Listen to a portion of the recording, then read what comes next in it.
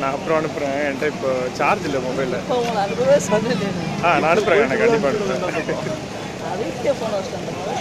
சரி, இந்த அளவில் இருக்காதுன்னு சொல்லிட்டு சும்மா ஒரு வாக்கு வந்தோம். ஏன்னா இது நிறைஞ்சு இந்த பக்கம் வர்றதே இல்லை எப்பவுமே.